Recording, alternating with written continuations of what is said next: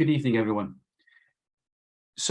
I'm Stephen McGuire, Managing Director of Oxford Medical Training, and we'd like to welcome you to our What I Wish I Had Known for Our Foundation Years webinar. I have a panel I'd like to introduce you to. So we have three doctors. We have Subashini Wickramathilake, we have Himani Murdeshwar and Alex Rouse, and we'll be interviewing each of them just shortly. Christina Rimpley is our courses manager, and Christina will be collecting any questions that you want to put forward and putting them to the panel at the end of the session.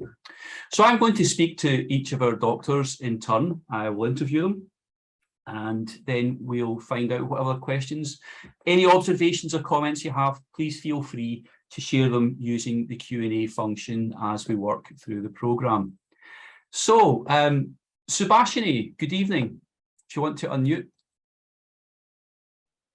Got there. Good evening. Hi, Subashini. How are you? I'm all right. How are you, Stephen? I'm doing well, thank you very much. I'd like to start off. Tell us a little bit, what stage of your career are you at just now, Subashini? So I'm a GP SD1, so I'm in my first year of GP training. Yes, okay. And how's that going for you so far? I love it because GP is what I want to do. Right. So it's very good to be in the program. I'm doing acute medicine at Lister Hospital at the minute and enjoying it. Excellent. Well, that's Yeah. nice to hear. So it's not that long since your foundation years then? It will all be quite fresh in your mind. Oh yes, absolutely. Yeah, just a couple of months ago I was an F2 in my Okay. foundation year. Yeah. So tell us, what did you enjoy most about your foundation years, Subashini? I think what's easy being a foundation doctor is the kind of expectation that people have of you. You feel like you're cocooned a little bit because the level of expectation is quite different from what's expected of you as you move up and you get a bit more senior. So, for example, as an F1, if say something concerns you and you were to ring the registrar because you're concerned about something, the registrar has to make a quick decision as to whether, if they're tied up somewhere else, they have to make a quick decision as to whether should they come running. Is this something that needs review a little bit later? But because you're an F1, there is a little bit of a leeway. You're expected to pick up when something is wrong, but not how wrong, and you're not quite expected to know how to fix it. So Right. in that way, I think people have a very realistic expectation of what can be expected, and you do feel quite protected. So that's your view from hindsight. Is that the way you felt whenever you were going into the foundation years at the beginning? So I wasn't quite sure when I was going in. I did feel like I needed to know more than I did. But yeah, definitely after I've rung the registrar a couple of times and based on their reaction, I did realize what their expectations were. And I quickly adapted to that. So we've included you, Subashini, because you're the winner of our blog post competition about the subject that we're discussing tonight. Yeah. And there was a line in your blog post which I really liked, which says, "You do not need to know everything to become a reliable doctor. You do need to have a curiosity to learn and the courage to accept feedback," which is important. And that issue of feedback is a big one, because I've done some research over the past few years that we published in BMG Leader in 2018, and we found out that almost half of all doctors that we talked to, a sample of over 200, whenever we asked them what they really thought about their own interactions with their colleagues, said they're not proactive in seeking honest feedback from their team members. And a lot of time people worry about giving feedback, but sometimes people aren't open to actually seeking or receiving feedback. I mean, how did you go about getting feedback? Were you comfortable doing that, or was that a challenge? I think I did definitely ask a lot of the registrars about how I was doing. My first rotation was general surgery in my foundation year. And obviously it's a very different, it's a new environment. General surgery can be quite niche especially if that is your first rotation. There's a lot of things that you need to pick up and that you need to pick up quickly because some of those patients are quite ill. So I felt like I did need to go back and ask how I was doing. And quite a lot of the registrars I found were very happy to give that feedback when they realized that I'm actually asking for it and I'm not going to feel offended if they were honest. Yeah. So I think it's a good idea to ask your seniors about how you're doing and how you can do something better. So to try and take control of your own feedback is a positive thing. Okay. What working through that last couple of years, what would you say helped you most? So the thing, other than feedback, the thing that you did yourself, what would you say helped you most over the past couple of years? I think it's important to have a life outside of work. I think it's important to, book your annual leave, make sure you do things that you enjoy, make sure you spend time with people that you like. Whatever, if you have a hobby, make sure you pursue it. One thing that I did after a block of nights, what I realized was like you do 3 or 4 nights in a row. And at the end of my 4th night, instead of going home, crashing and sleeping, I would make a plan at the end of that 4th night. So during my nights, I actually have something fun to look forward to. And at the end of my 4th night, I'll have a big cup of coffee. Then I'll head out and I'll do that thing that I plan to do. And that really helps break the cycle of the nights. Okay, and that thing that we all like to do is different for all of us individually, I guess, but it is important to have things to look forward to and have a life, I suppose, is vital, isn't it? What, if anything, surprised you during your foundation years? I'll tell you what, one thing that continues to surprise me is the way patients bounce back. And this is again something that I saw quite a lot in general surgery. I did see quite a lot of sick patients who've undergone radical surgeries, had a big part of their colon taken out, had a colostomy bag, maybe ended up with a chest infection afterwards, ended up in ITU. But then just the way patients bounce back, that continues to surprise me, actually. Okay, very interesting. Okay, thank you very much. What would you have done differently if you had your 2 years again? Would you have done anything differently? I'm not sure this is the answer you're expecting, but I don't think I would have. I think No? I reacted the way I reacted to things as they came along. I learned from my mistakes and I moved on, but I'm not sure I would have actually done anything differently. Yeah. I did train under the cloud of COVID in my first year, so we couldn't socialize. So maybe I would have tried to socialize a bit more if it weren't for COVID. That's probably something I would have done differently. Oh, and Are you finding you're socializing more now? Yes, definitely. Yeah. Since the last maybe 5 or 6 months, I've made up. Okay, excellent. Nice to hear. Nice to hear. And what would you say the most important thing that you have learned from your foundation years would be? Definitely to prioritize. Right. I mean, say at the end of a ward round, your registrar or your consultant will have a whole list of jobs for you. It could be anything from reciting a cannula to doing TTAs, amending medications, taking bloods, vetting a CT scan, whatever it might be. And at the end of that ward round, when the consultant and the registrar has gone away, you as a junior doctor, you and a couple of other junior doctors are the only doctors in the ward for a little bit. And then the nurses will come to you with different things that they'd like you to do. And you need to prioritize what needs to be done first and what can wait. And I think that is the most important thing that I've learned. So you learn that, but you don't know that at the beginning, but you learn how to do that as you're going along. Yes, and you will hear a lot of feedback from your SHOs and from your registrars about what's important and what can wait. Okay, that's great. Thanks very much. One last little point before we move on.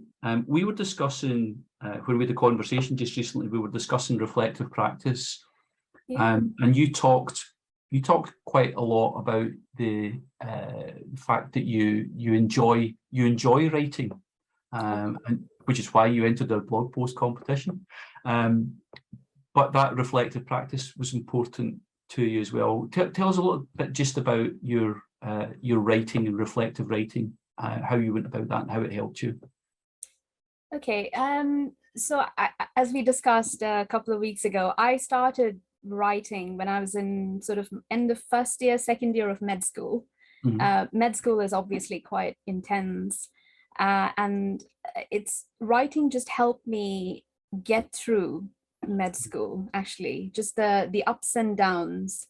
It helped me keep things in perspective. Sometimes it helps to write what you feel. It gives you a sense of calm, it gives you perspective. And I think I've been doing it on and off. And even when I was in my foundation years, I sort of kept a diary and I would write about my day, how I felt, what I did, what I would do differently. I wouldn't do it every day. It's quite tiring. But looking back on those entries, it gives me a feel of how much I've learned.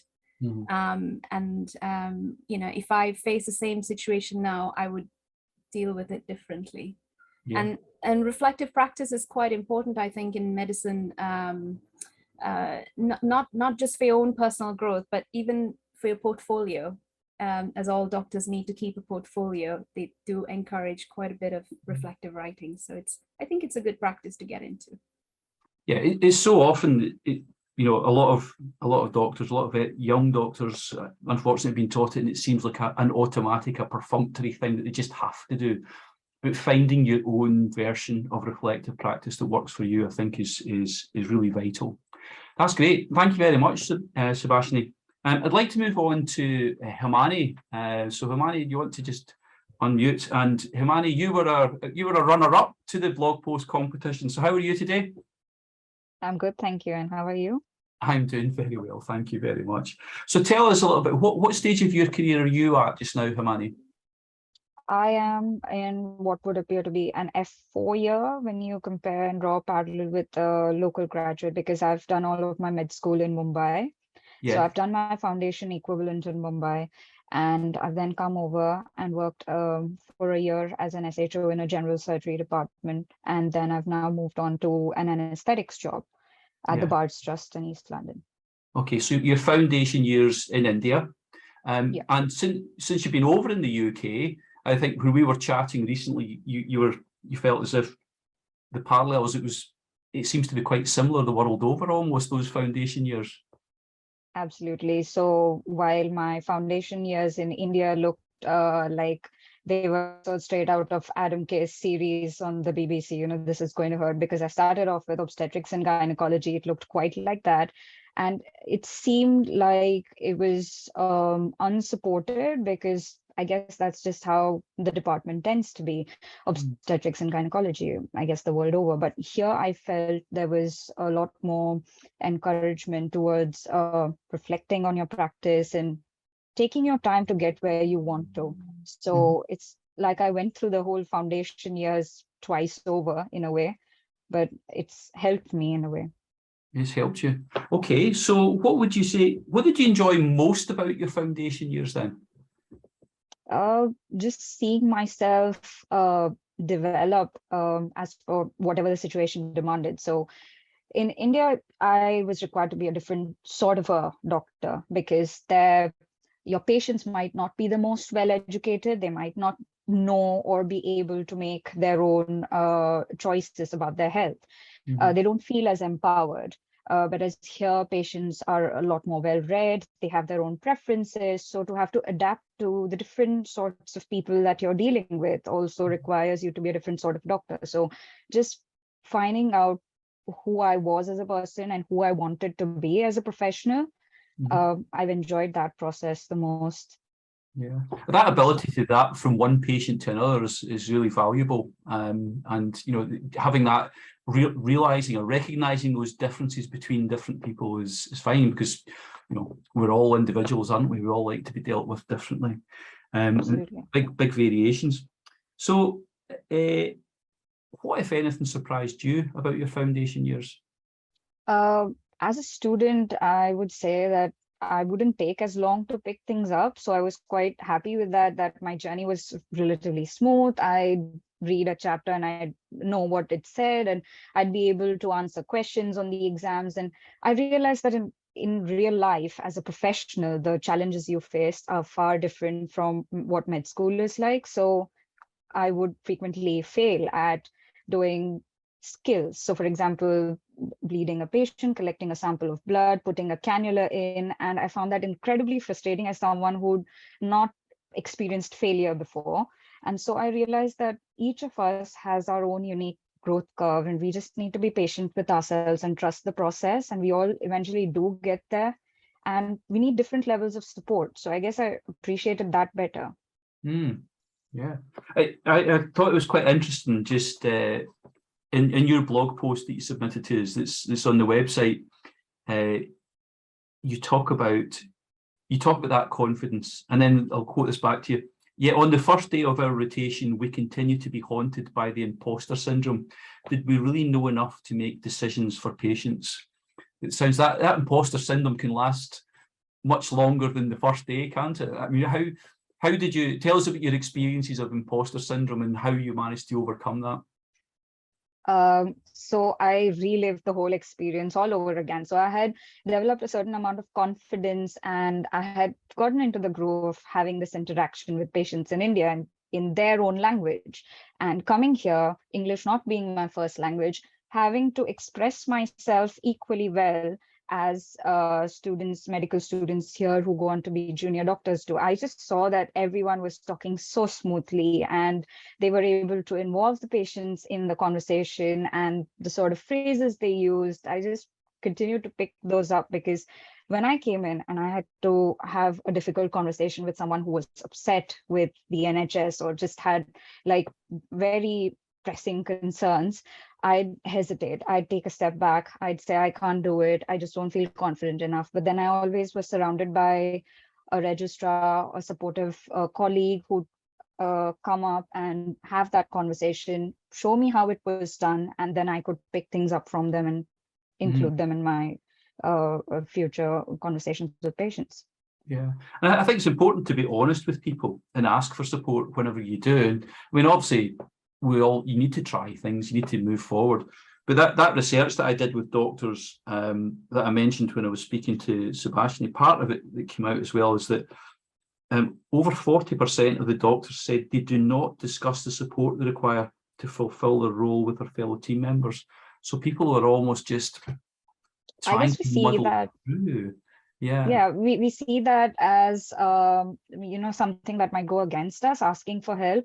Maybe we'd appear as too incompetent. Maybe someone would say, what have you done in med school? Have you not been told how it's done? So I guess that's what keeps people. I think it would be quite leveling to think, what would your patients think of that? I think they would always rather that people ask for help. But I suppose it comes down to how you ask for help. And it's almost like we need to learn not just feedback, how to take feedback, how to give feedback. We need to learn things like how to ask for help, how to speak up whenever you're struggling. That is it's a really important thing to get there. Over those foundation years then, what would you say helped you most over that past few years? Well, I guess things you've done yourself. Yeah, just seeing what I was doing, making a difference to the patients. That is what gave me the motivation to continue doing things. So, for example, the surgical specialty is what gives me the most joy, honestly, because I see things making a difference. So I see that a patient's had a surgery and there's instant gratification derived from it. So I guess that sort of a thing has kept me going. And it's very easy to lose sight of that whenever times get tough, I guess, and whenever you're in a tough shift, and maybe when some things don't go well. It's important to keep that balance and just keep on top of things. Would you have done anything differently? Absolutely. I think I never put myself out enough as a junior doctor. I always, like you said, there's always got to be a first time. I wouldn't ask a patient if it was okay for me to be doing a procedure under supervision, because I'd fear, what if they say no? What if they think that I wasn't competent enough to do it? And what if I failed? at doing it, what then? Would I be able to take their angry comments? Because they'd really be upset. Sometimes some procedures involve inflicting some amount of pain. Say you're putting a needle through someone's vein, so that's a painful procedure. And what if you don't get the sample of blood that you were meant to get? What then? So I guess that's been the biggest obstacle for me, some personal inhibitions, and also not taking on certain projects, not being ambitious enough. But I guess there's more support out here, so I'm glad that I've changed with time. Good. That's nice to hear. It's all a developing process, isn't it? Yeah. And you may already feel you've answered this question, but what do you think is the most important thing that you've learned over the past few years? While we do say that emotional intelligence and empathy are very important, and you need to put yourself in your patient's shoes and get to know them better, I feel that a certain amount of emotional detachment always helps, especially in situations where there's an angry patient who's, I've had these experiences myself. That's why I keep saying angry patient. I've had a bunch of angry patients upset with the waiting times, especially with surgeries. And to have to go and speak to them would often mean that they make some personal comments. They say things to you that are very hurtful. And so making sure that you've detached yourself from that situation and seen it in an unbiased manner, try to objectively think of the situation and then tackle it has really made a difference to my practice. And that can be stressful. I think you don't excuse bad behaviour from people. I think, so many of our patients are under serious stress one way or another as well. It's always a interesting thing to be in mind. Thanks very much, Himani. Alex, I'd like to ask you a couple of questions, Alex. So how are you? Very well. Good, glad to hear it. So it's a while since your foundation years, Alex. Tell us a little bit about the stage of your career that you're at just now. So I'm in my final year of training. I'm 3 months from finishing as a consultant. So my foundation years were a little while ago, but I like to think I still remember them. You remember them. And you are still regularly in contact with people in the foundation years, I believe, one way or another, yeah? Yes, so my ward trainee, even today, was an F2. Yeah. So still in contact, still tutoring and still helping with the development of training of those in foundation years. Okay, so slightly different question to you then than I asked both Subashini and Himani. What do you enjoy most about supporting foundation year doctors? So that foundation is a really important transition. People come out of medical school and they've studied the knowledge. And for the most part, in most body systems, they've got a good working knowledge of how things work and what pathologies can present. The foundation year is the transition between having the knowledge and being able to put it into practice in order to benefit the patients. And you see a real blossoming of people through that 2-year period into more independent practitioners. Yeah. And I guess that's what we're aiming for, isn't it? It's enabling people to be independent, functioning in their own, not ignoring everyone around, but being able to interact with everyone, but being able to function on their own with confidence and safely as well. Absolutely. So there was something that Subashini said that I thought really hit the nail on the head when she spoke about being a foundation doctor. Your job is to pick up what's wrong, not necessarily how wrong.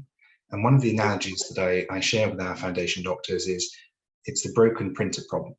The foundation doctor knows the printer isn't working. The core trainee can tell you it's a paper jam. The registrar can fix the paper jam, but only the consultant can get a new printer.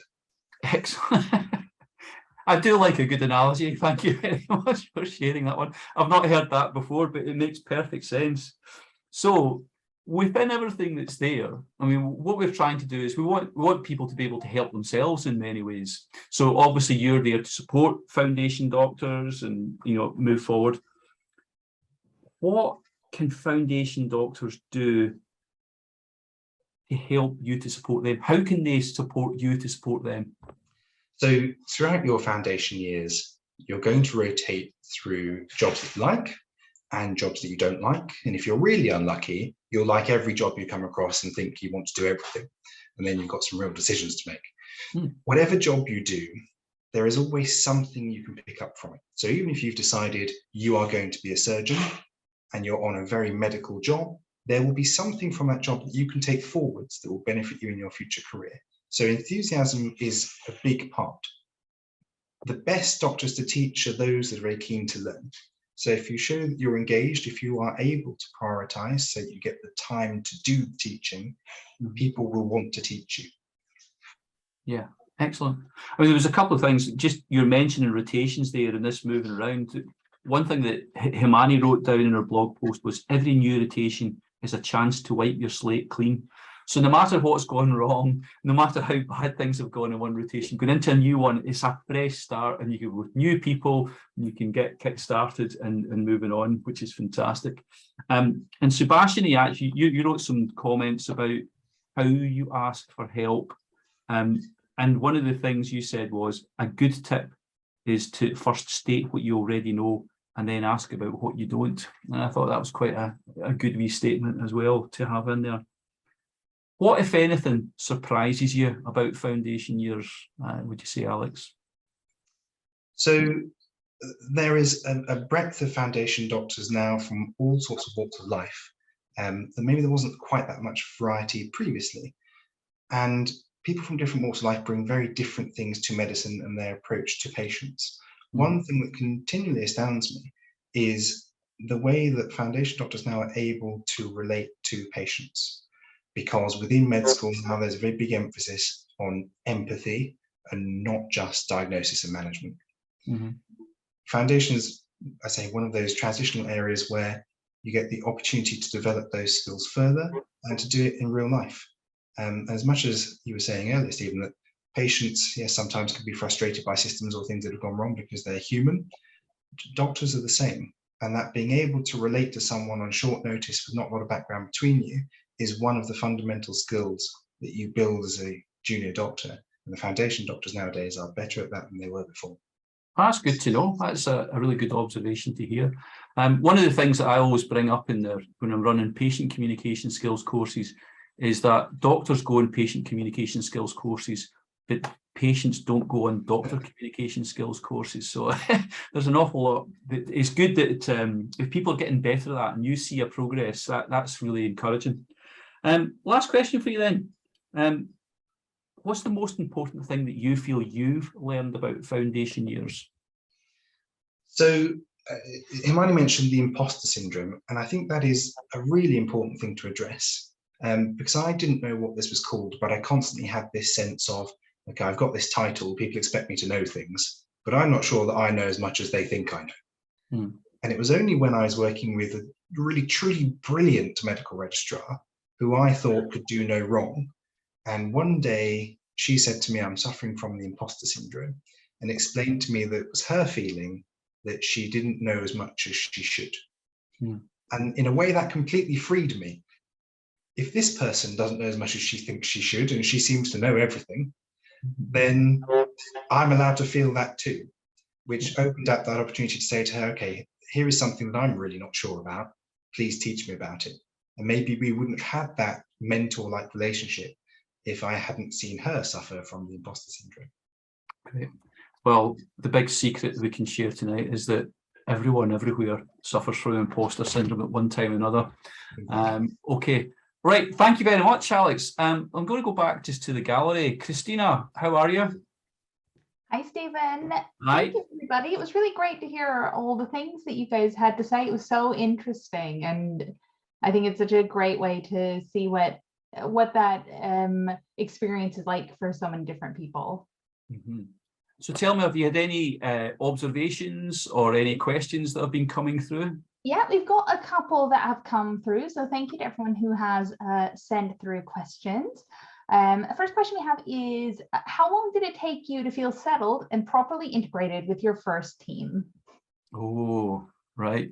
Let's go. Subashini, you go first. How long did it take you to feel settled in your first team? So in my very first rotation in my F1 year, I took a good 2 to 2.5 months before I felt properly settled in my first rotation. By the time I went to my second and third, I was settled in about 1 to 2 weeks time. That's So yeah, interesting. That's one of the things that, again, we've talked about in our team communication skills courses. You learn how to join teams. So if you're a good team player, you proactively learn how to join teams, and equally you learn how to welcome people into your team, whether that's locums or other people, transient people. It's really important. Himani, what about yourself? I would quite agree with Subashini's timeline. That is exactly how it works. The first time around, it's a little unsettling. It's your first time ever. You don't know how to socialize that well, honestly. So once you get to know everyone and you know how to go about having that conversation, how to build a great rapport with patients, with your colleagues, I guess you begin to settle in a lot quicker. Okay, thanks very much. Alex, it's a long time since you joined a new team, I would imagine, but how long from your observation, how long does it take you to get to know a new foundation, or does that depend on the person? So I think it's person dependent, but I still remember my first team, which was an upper GI surgery team. The rotation was 4 months long, and I think I felt settled in at about 3 months and 3 weeks. Just before you had to move. And there was a senior at the time that said to me, "You're in the cellar." I said, "Well, what do you mean by that?" And he said, "Well, most of the time you're kept in the dark. Every now and then someone opens the door, you get a little shaft of light, and then it's gone again." Excellent. That feeling gets better as you go along with time. As you say, you become more experienced with dealing with teams, prioritizing, and the clinical workload. Great. Okay, thanks very much. Any other questions, Christina? Yeah, someone a little bit less uplifting this one. What is the worst piece of advice that you were given during your foundation years? Oh, there's a good one. Who wants to go first with that? The worst piece of advice that you were given during your foundation years? So I think I could probably field this one. Go for it. We were given a guide on when to sit exams. And the view of the person teaching the seminar was that you've just come out of medical school, so don't worry about exams. You've had enough of that for 6 years. Just enjoy medicine for a few years and then sit your exams. The people that followed that advice found that learning new things is much more difficult the further you get away from medical school finals, because you're in that exam mode already. If you give yourself a few years to not do exams, you've then got to relearn how to do them. Interesting. A good point. I don't know if anything has sprung to mind, Subashini or Himani. Tough question. Actually, this wasn't a piece of advice that was given to me. This is a piece of advice I overheard when I was in a lift with 2 other doctors. Yeah. So I was in the lift. They weren't having a private conversation. It was out in the open, and I heard them. It was a slightly senior doctor telling a junior doctor not to apologize, because if you apologize, then it shows that you've made a mistake. And what I have been told over and over and over is it's very important. Candor is important. Honesty and candor are very, very important when you are a doctor. And if you have something to apologize for, you should. Yeah, well, absolutely. I would say that duty of candor is, I mean, there's a legal requirement for duty of candor, and it often gets talked about just directly with patients. But I believe there is a responsibility with duty of candor between doctors, between professionals. And I think, yeah, apologies can go a long way to being human and to owning up to things that have gone wrong. Because if you can't own up, then how are you ever going to put anything right? Absolutely. And I don't think I've ever had a bad experience where I've apologized to a patient. Okay. Yeah, you've not had a bad experience when you have apologized to a patient, right? Yeah. Himani? Yeah, well, something I've often been told, just because I keep going back to my most recent surgical job, some of my colleagues have always said that you're a woman and you need to have a great work-life balance. Maybe you should consider a different career option instead of surgery. So people keep pushing you away from a certain specialty based on whatever, your background, your gender. So I guess that is sometimes unsolicited advice, bad pieces of advice that we shouldn't really pay heed to. Yeah, so we don't like people making assumptions about us, but just make sure that we don't make wild assumptions about other people as well. Very. Anything else, Christina? Yep, we've got two more. All right. So this one, more positive. Who helped you the most through your foundation years? Okay. Himani, do you want to go first this time? Who helped you most during your foundation Sure. years? I guess the nursing staff on the ward, they're always there for you. They're always there for the patients. And if they've told you that there's something wrong with a certain patient, you must absolutely go there, see what it is that they're trying to highlight. And I guess you should respect them more than you otherwise do. But I think there's not enough appreciation for the nursing staff.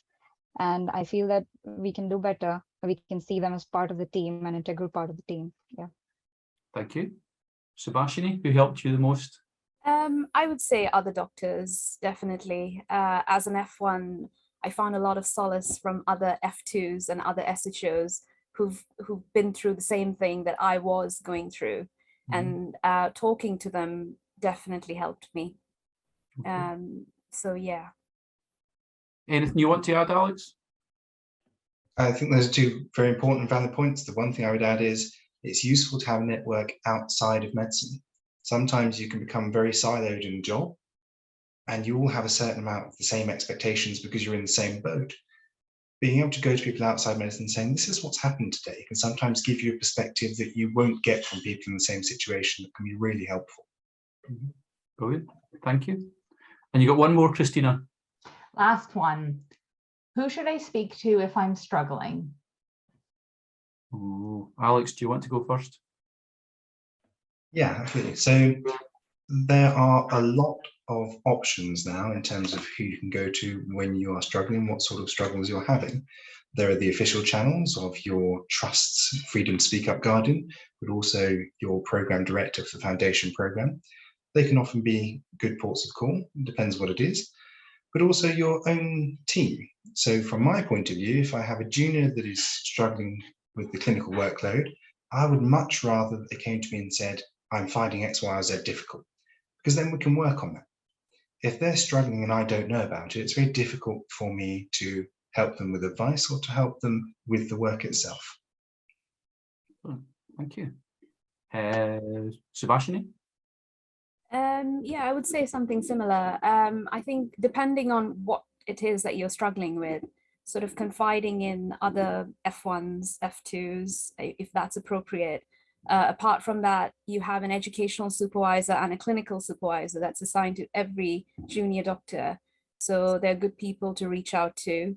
Yeah, the Freedom to Speak Up Guardian, your program directors, a registrar who you find approachable. And there are other things like, for example, BMA has a helpline, which is available 24/7 to any doctor. That's quite useful. Then there's another support service called the PSW. I believe it's called the Professional Support Work. I'm not sure what it stands for, but you can self-refer to PSW if you are struggling, and you can get one-to-one help from them. Okay, thank you. Any further thoughts, whether it's formal support or informal support, Himani? Well, from personal experience, I can say, because I had a colleague who is from Ukraine, and he was just going through a hard time with the situation back home, and he was on call that day, but there was just something amiss, or he just looked like he wasn't in the right space mentally all day. And so he just broke down halfway through his shift, and he said he couldn't take it anymore. And I'm very glad that he confided in our consultant, because the consultant could then make sure that someone else covered his shift for the day, made sure that he was well looked after mentally, and also got him whatever help he needed. So definitely I would agree with what Alex said. Your first port of call should always be your immediate team, and then depending on what additional support you need, the correct organization, like say the BMA, etc., other places can be then looked at. Yeah, but the important thing is to talk to someone, Yep. Make sure that you do share that, because it's there's too many get into difficulties that way. Thank you very much. Listen, I've really enjoyed talking to you all. Thank you all for your time. And I wish everyone who's tuned in, whether it's in the live event or whether it's going to be a recorded event, all the best for your foundation years. If you are participating here in the live event, I'm going to pass something on just through the chat, which is a feedback survey. So I've just sent that through there. If you want to just click that link, you can leave some feedback, tell us about the webinar, what you've enjoyed about it, how we could make it better for you, because that's what we like to do at Oxford Medical. So thank you very much, everyone. All the best, and enjoy your foundation years.